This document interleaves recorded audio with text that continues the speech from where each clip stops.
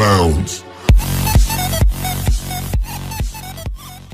আসসালামু আলাইকুম বন্ধুরা, সবাই কেমন আছেন? আশা করি আল্লাহর রহমতে ভালোই আছেন। তো বন্ধুরা, আজ থেকে আমরা একটি সিরিজ শুরু করতে যাচ্ছি। তো আমার কয়েকজন নিয়মিত ভিউয়ার্স যারা আমার প্রায় প্রত্যেক ভিডিওতেই তারা কমেন্ট করতেছে যে ভাই আপনি কম্পিউটার বা আইসিটি নিয়ে একটি কোশ্চেন সম্বলিত একটি সিরিজ তৈরি করেন।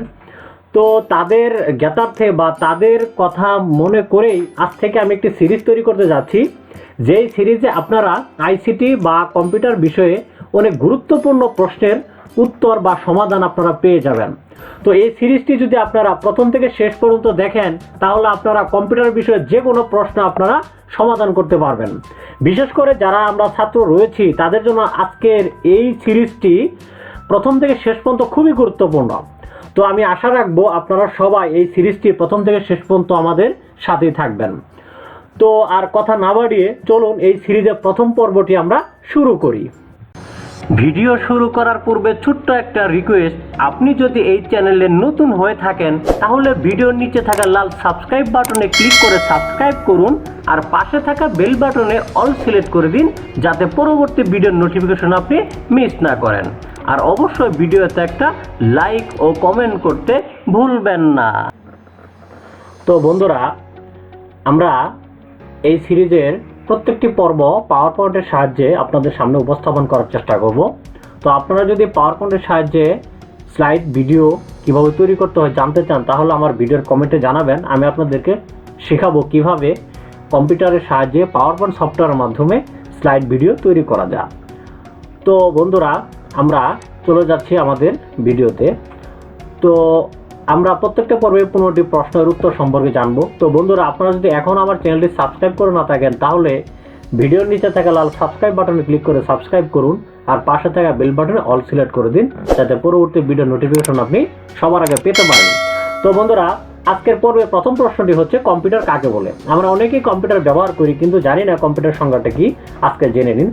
কম্পিউটার ইংরেজি শব্দ, এই শব্দটি গ্রিক শব্দ কম্পিউট থেকে এসেছে, যার অর্থ গণনা করা, অর্থাৎ যার মধ্যে গাণিতিক যৌক্তিক সিদ্ধান্তমূলক কোনো ডাটা প্রেরণ করলে সেটা প্রক্রিয়াকরণ হওয়ার পর ফলাফল হিসেবে পাওয়া যায় তাকে কম্পিউটার বলে। বন্ধুরা, কম্পিউটার সংজ্ঞাটি অনেক বড় একটি সংজ্ঞা। আমি আপনাদের জন্য অনেক ঘেটে ঘুটে অনেক যাচাই বাছাই করে আপনাদের জন্য সংক্ষিপ্ত একটি সংজ্ঞা আমি রেডি করেছি, আশা করি আপনাদের অনেক কাজে লাগবে। দ্বিতীয় যে কোশ্চেনটি রয়েছে সেটি হলো কম্পিউটার জনককে। খুবই গুরুত্বপূর্ণ একটি প্রশ্ন বন্ধুরা, প্রায় পরীক্ষাতেই আমাদেরকে জিজ্ঞাসা করা হয় কম্পিউটার জনককে। কম্পিউটার জনক হচ্ছেন চার্লস ব্যাবেজ। তৃতীয় যে প্রশ্নটি রয়েছে কম্পিউটার আবিষ্কারককে। কম্পিউটার আবিষ্কার হচ্ছে হাওয়ার্ড এইকেন। চতুর্থ প্রশ্নটি হচ্ছে আধুনিক কম্পিউটারের জনককে। আধুনিক কম্পিউটার জনক হচ্ছে জন ভন নিউম্যান। তো বন্ধুরা, এই তিনটি প্রশ্ন আপনারা খেয়াল করে শিখে নেবেন। কম্পিউটার জনক, কম্পিউটার আবিষ্কারক এবং আধুনিক কম্পিউটারের জনক, এই তিনটে প্রশ্ন মাঝে মধ্যেই একটু প্যাচ লেগে যায়, একটু ঝামেলা হয়ে যায়, আপনারা একটু খেয়াল রাখবেন। তো 5 নম্বর যে প্রশ্নটি রয়েছে বাংলাদেশে প্রথম কত সালে কম্পিউটার ব্যবহার শুরু হয়। অত্যন্ত গুরুত্বপূর্ণ একটি প্রশ্ন বন্ধুরা। 1964 সালে বাংলাদেশে প্রথম কম্পিউটার ব্যবহার করা শুরু হয়। তো আমরা 6 নম্বর প্রশ্নে চলে যাব। তো 6 নম্বর প্রশ্নটি হচ্ছে বাংলাদেশের কোন কোম্পানি বা প্রতিষ্ঠান প্রথম কম্পিউটার ব্যবহার শুরু করে, সেটি হচ্ছে ঢাকার পরমাণু শক্তি কমিশন কেন্দ্র।